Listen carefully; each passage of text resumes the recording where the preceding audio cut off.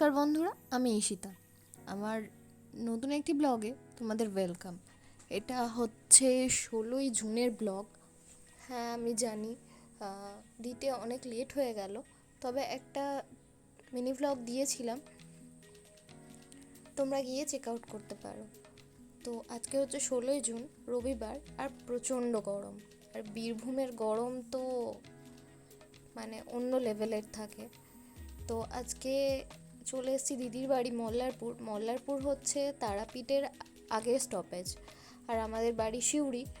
তো সিউড়ি থেকে মল্লারপুর বাইকে মোটামুটি 1 ঘন্টা লাগে। আমি, মা আর আমার ভাই গেছিলাম। তো গিয়ে প্রথমে খেয়েছিলাম ঘুগনি, আর মা গেছিলেন বাসে, আর আমি আর ভাই গেছিলাম বাইকে, কারণ আমার শরীর প্রচণ্ড খারাপ ছিল। বাসে জার্নি করার মতো অবস্থা ছিল না।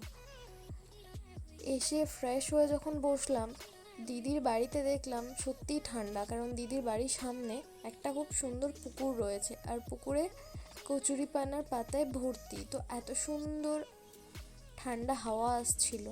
তো তারপর গিয়ে দেখলাম পুজো শুরু হয়ে গেছে। এই যে ঠাকুরমশাই আঙ্কেল যজ্ঞ করা শুরু করে দিয়েছেন। হ্যাঁ, এটা নারায়ণ পুজো হচ্ছিল। আর এগুলো ছিল চন্দনের কাঠ। আমি দেখেছি ভাইয়ের পৈতেতে, তারপর আমাদের বাড়িতে যখন নারায়ণ পুজো হয় যজ্ঞ দেখি চন্দন কাঠেই করে।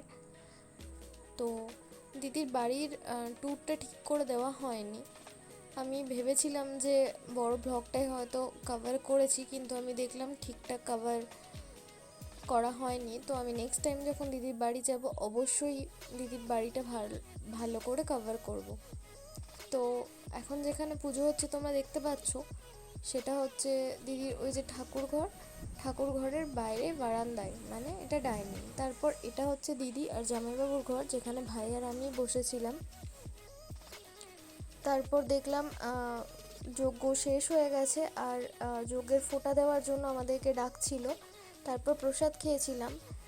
আর নারায়ণ পুজোর সিন্নি, সেটার তো টেস্টই আলাদা থাকে। তো তারপর দেখলাম ঠাকুরমশাই আঙ্কেল আরতি করছেন। আরতিটা দেখার চেষ্টা করলাম, কিন্তু এত ভিড় দেখতে পেলাম না। তারপর দেখি আমার ভাই আর ওই যে ধুতি পরে দেখছো, ওটা হচ্ছে আমার জামাইবাবু, আমি দাদা বলি।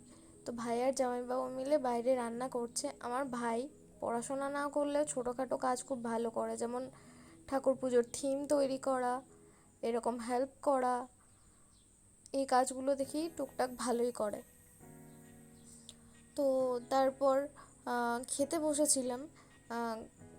সেখানকার ক্লিপসও নেওয়া হয়নি, প্রসাদ খাওয়ার ক্লিপসটা কোনোভাবে নিতে পেরেছি, কারণ অনেকজন এসেছিলো তো গল্প করতে বেঁচেছিলাম। আর এই যে এই রুমটা দেখছো, এটা হচ্ছে আমার দিদির ছেলে রাজা, তার রুম।